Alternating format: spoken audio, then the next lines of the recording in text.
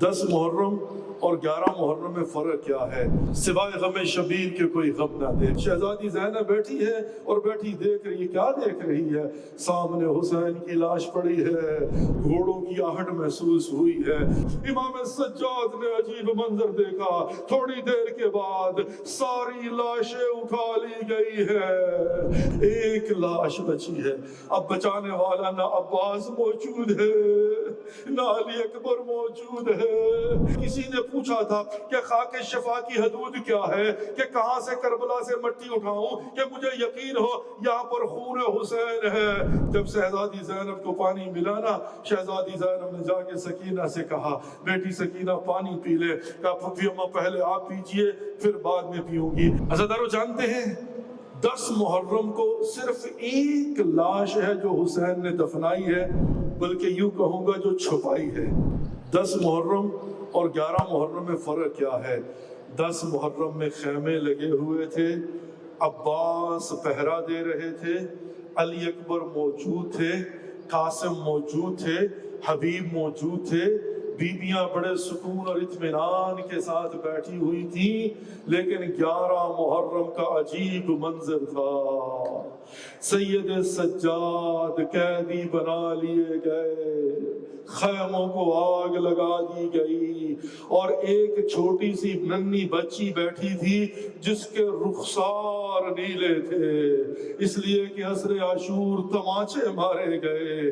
راوی کہتا ہے میں نے دیکھا ایک ننھی بچی ہے جو کبھی دائیں دوڑ رہی ہے کبھی بائیں دوڑ رہی ہے، اس کے دامن کو آگ لگی ہے۔ کہا میں نے قریب جا کے آگ بجھانے کی کوشش کی، اس نے کہا خبردار میرے قریب نہ آنا۔ میں نے کہا میں تو صرف آگ بجھانا چاہتا ہوں۔ کہا بس دور سے آگ بجھا دو۔ کہا جب میں آگ بجھا دی نا تو کہتی ہے شیخ تیرا شکریہ، تو نے میرے دامن کی آگ بجھائی، اب ایک مہربانی اور کر دے، بس اتنا بتا نجف کو راستہ کون سا جاتا ہے۔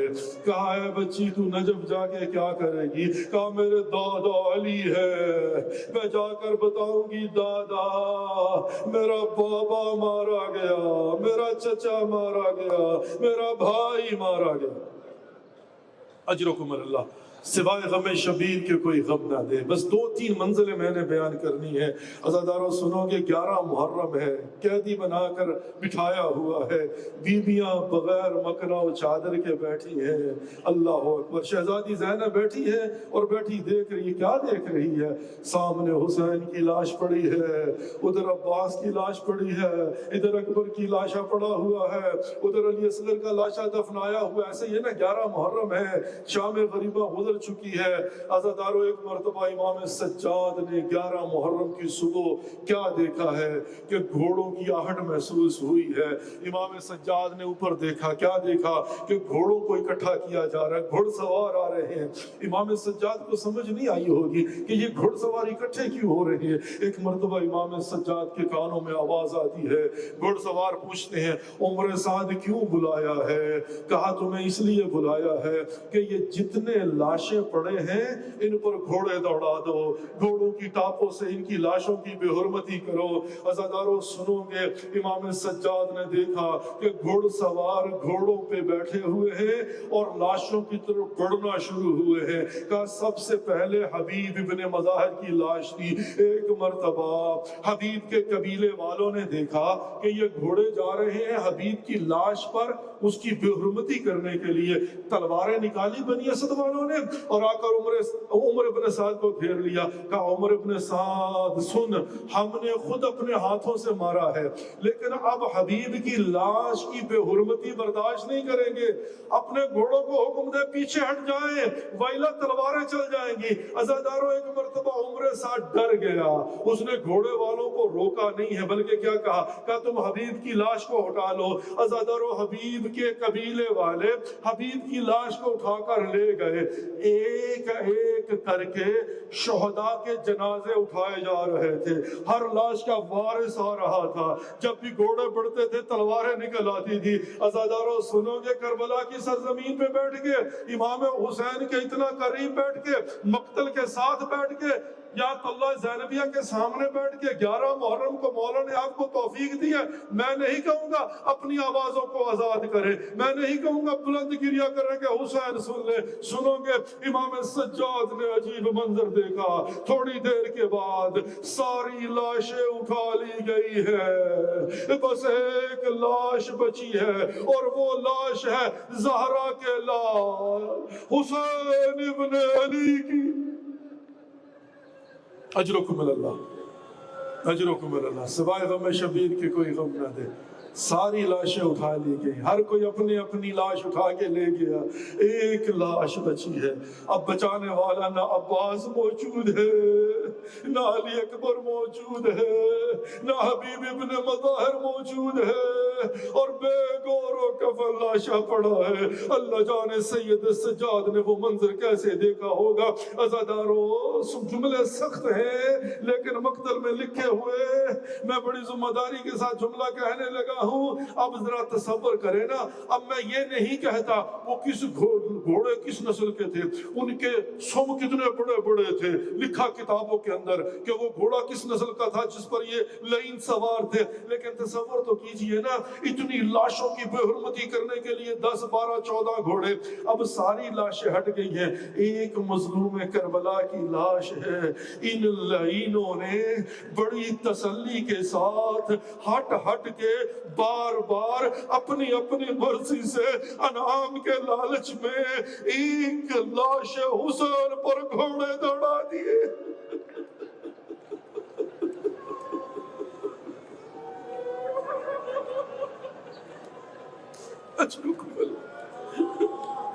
آئے میرے مولا حسین، جسم میں تو کوئی جگہ نہیں بچی تھی جہاں پر زخم نہ ہو۔ 10 محرم کو تو بڑی تسلی سے حسین کو شہید کیا تھا، کہتے ہیں ایک جگہ 2 زخم لگے ہوئے تھے، چاروں طرف سے گھیرا ہوا تھا، کوئی تلوار کا وار کرتا تھا، کوئی نیزہ مارتا تھا، جس کو کچھ نہیں ملا وہ پتھر مار رہا تھا، جس کو پتھر نہیں ملا وہ ریت اٹھا کے پھینک رہا تھا، پورا وجود زخمی تھا، اور لعینوں نے اس وجود کو بھی نہیں بخشا۔ بڑی تسلی کے ساتھ گھوڑوں کی ٹاپوں کے نیچے، اسی لیے تو جب کسی نے پوچھا تھا کہ خاک شفا کی حدود کیا ہے، کہ کہاں سے کربلا سے مٹی اٹھاؤں کہ مجھے یقین ہو یہاں پر خون حسین ہے، کہا جب گھوڑے دوڑے ہیں ان کی سموں کے نیچے حسین کے وجود کے ٹکڑے تھے، جہاں جہاں گھوڑے دوڑتے گئے وہاں وہاں پر حسین کی لاش بھی بکھر گئی اور خون بھی کربلا کی زمین میں شامل ہو گئے۔ اجرکم اللہ، سوائے غم شبیر کے کوئی غم نہ دے۔ 11 محرم ہے، 11 محرم کو پانی لایا گیا تھا نا، اور پانی لا کے کہا تھا پانی پی لیجئے۔ بعض تو کہتے ہیں 10 محرم کی شام کو پانی آیا، 11 کو تو ڈیفینیٹلی آیا۔ جب شہزادی زینب کو پانی ملا نا، شہزادی زینب نے جا کے سکینہ سے کہا بیٹی سکینہ پانی پی لے، کہا پھپھی اماں پہلے آپ پیجئے پھر بعد میں پیوں گی۔ عزادارو سنو گے، ایک مرتبہ شہزادی زینب کہتی ہے نہیں بیٹی سکینہ، پہلے بچے پیتے ہیں پھر بڑوں کو پلانا ہوتا ہے۔ ایک مرتبہ سکینہ نے پیالہ ہاتھ میں لیا اور چلی مقتل کی طرف۔ کہا بیٹی کہاں جا رہی ہو؟ کہا پھپھی اماں ابھی تو آپ نے کہا ہے پہلے بچے پیتے ہیں پھر بڑے پیتے ہیں، پھپھی مجھ سے بھی میرا چھوٹا میں اصغر پیاسا پڑا ہے۔ اچھا سوائے غم شبیر کے کوئی غم نہ دے۔ بس عزادارو ایک آخری منزل ہے، پروردگار ہمیں بار بار توفیق عطا فرمانا کہ حسین کی بارگاہ میں پرسہ دے سکے، بس آخری منزل۔ عزادارو جانتے ہیں 10 محرم کو صرف ایک لاش ہے جو حسین نے دفنائی ہے، بلکہ یوں کہوں گا جو چھپائی ہے۔ جب اصغر کی گردن پہ تیر چلا تھا نا تو میرے مولا حسین کے ہاتھوں پہ لاشا علی اصغر تھا۔ میرے مولا حسین ایک قدم خیمے کی طرف بڑھے، کہا رضن برضا ہے و تسلیم لامرہ، ایک قدم پیچھے ہٹے انا للہ و انا الیہ راجعون، 17 قدم ایسے ہی 7 مرتبہ کیا تھا نا۔ اب میرے مولا حسین نے تصمیم کیا کہ میں اصغر کی ننھی لاش کو دفنا دیتا ہوں، کہیں بے حرمتی نہ کرے، جانتے تھے کہ دشمن کا میلہ ہے۔ میرے مولا حسین خیموں کے پیچھے گئے، ایک چھوٹی سی قبر بنائی، اور قبر بنا کے میرے مولا نے اصغر کو قبر میں ڈالا ہے۔